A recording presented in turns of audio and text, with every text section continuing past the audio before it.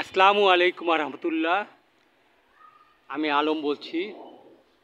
সস্তার ছাদ বাগান এপিসোডের আজকে দ্বিতীয় পর্বে আমরা আপনাদের বরবটি চাষ সম্পর্কে বলবো।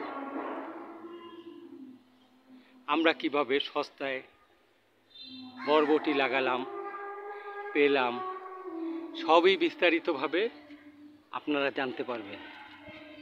শুধুমাত্র একটি বরবটির গাছ দিয়ে কিভাবে সারা মাস চলতে পারে তা আপনারা এখান থেকে জানতে পারবেন।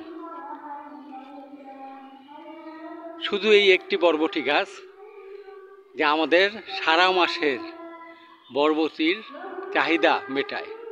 কিভাবে এই গাছটি হলো, কিভাবে গাছটি বরবটি দিল, কখন ফুল আসলো, সব বিস্তারিত আপনাদের সাথে আমরা এই এপিসোডে আলাপ করব। এখন আমরা আপনাদের দেখাবো কিভাবে বরবটির বীজ নিতে হয়। বাজার থেকে বরবটি এনেছিলাম, খাওয়ার পরে কিছু বরবটি রয়ে গিয়েছিল, মনেও ছিল না এই বরবটিগুলির কথা। আস্তে আস্তে এই বরবটিগুলি পচার মতো হয়ে গেল, মানে যেগুলি খাওয়ার অনুপযুক্ত। আগে হলে এই বরবটিগুলি ময়লার বাক্সে ফেলে দিতাম, এগুলি কোনো কাজেই লাগতো না আমাদের।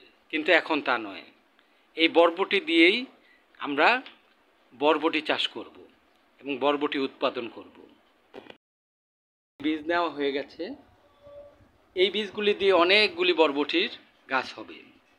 আর বাকি যেগুলি আছে এগুলি রেখে দিয়েছি। আর যেগুলি থেকে বীজ নিয়েছি সেগুলি কি করব, সেগুলি এখন আমরা এখান থেকে এই ময়লার ঝুড়িতে ফেলে দেব।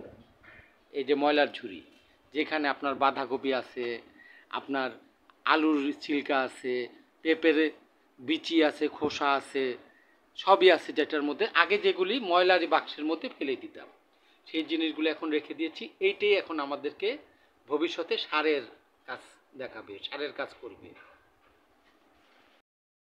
সেই বীজগুলি এখন আমরা বপন করব। এই বীজগুলি থেকে চারা হবে, চারা বড় হয়ে ফুল আসবে, গাছে পরিণত হয়ে সেই ফুল থেকে যে বরবটিগুলি ধরবে, তাই আমরা বরবটির চাহিদা পূরণ করি।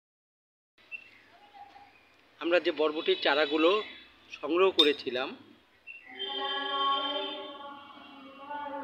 সেই বীজগুলো এখানে বপন করলাম। আমাদের ছাদ কৃষির উৎপাদিত হাইজেনিক টমেটো, লেবু, বরবটি প্রায় আমরা এগুলো ছাদ থেকে নামিয়ে নিয়ে আসি। আমরা লাইকের জন্য নয়, কমেন্টের জন্য নয়, সাবস্ক্রাইবের জন্য নয়, আমরা চাচ্ছি বাংলাদেশের ঘরে ঘরে ছাদে হাইজেনিক সবজির আলোড়ন জেগে উঠুক। সবাই যেন হাইজেনিক সবজি খেতে পারে, আমাদের এটাই কামনা। আপনারা আমাদের জন্য দোয়া করবেন।